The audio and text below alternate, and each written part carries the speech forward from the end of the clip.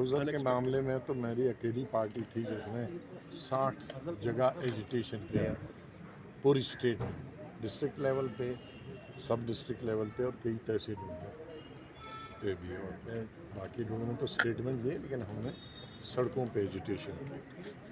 अल्लाह का फजल है कि वो रुक गया। मेरे कहने का बुनियादी मकसद है कि 9 सालों से स्टेट में इलेक्शन नहीं हुए और कई बरसों से हम इंतज़ार कर रहे हैं कि इलेक्शन हो जाए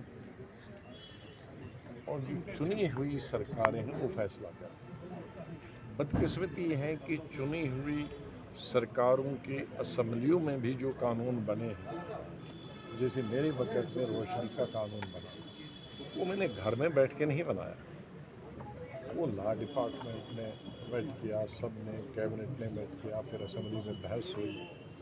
कोलिशन गवर्नमेंट थी, कोलिशन गवर्नमेंट में कई पार्टियाँ थी, अपोजिशन पार्टी थी, अपोजिशन पार्टी ने भी वोट दिया, तो एक कानून बना।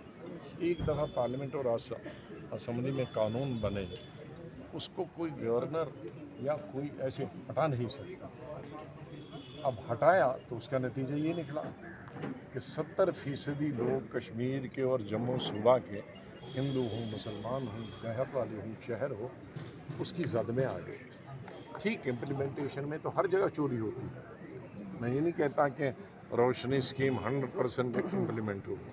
कौन सी स्कीम है हिंदुस्तान में और दुनिया में जो 100% ठीक तरह से लोग उसको, क्योंकि इम्प्लीमेंट कैबिनेट नहीं करती है, इम्प्लीमेंट चीफ मिनिस्टर नहीं करता है, असम्बली नहीं करती है, उसमें अलग लेवल से पटवारी से लेकर चीफ सेक्रेटरी तक अलग अलग, और कहीं न कहीं चोरियाँ होती हैं और चोरियों के लिए अलग अलग कमीशन बने हैं, विजिलेंस बनी है, अदालतें बनी हैं। अगर किसी फ़र्द ने, किसी इंसान ने, किसी ऑफिसर ने उसका नाजायज़ फ़ायदा उठाया है या रिश्वत लेके, पैसे लेकर या अपने लिए, उसके अब तो अदालतें और कोर्ट और विजिलेंस खुला है। लेकिन एक से हम कहेंगे कि भाई जिसको, अब अगर कोई मुझे कठुआ और सांबा के मिले हिंदू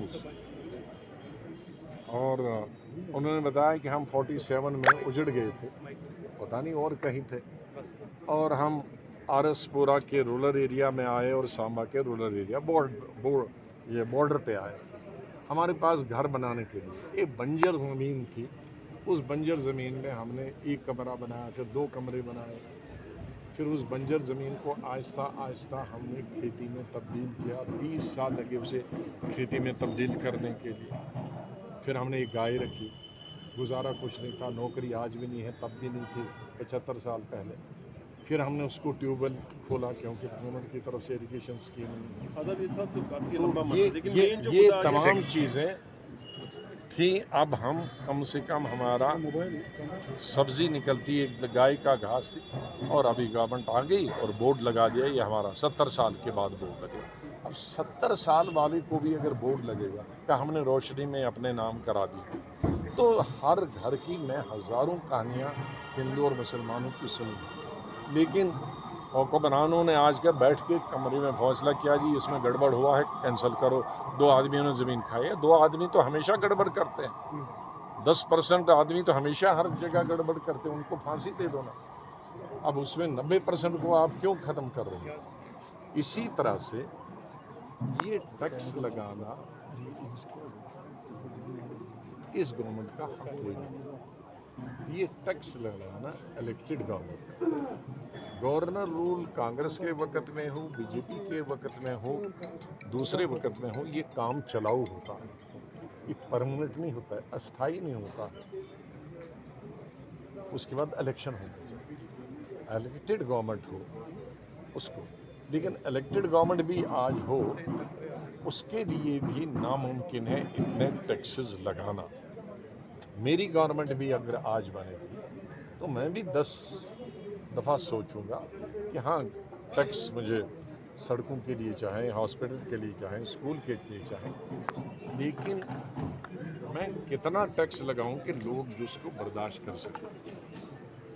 सवाल नहीं है कि 5% हमारे लोग जम्मू कश्मीर के अमीर हों तो वो दे पाएँ,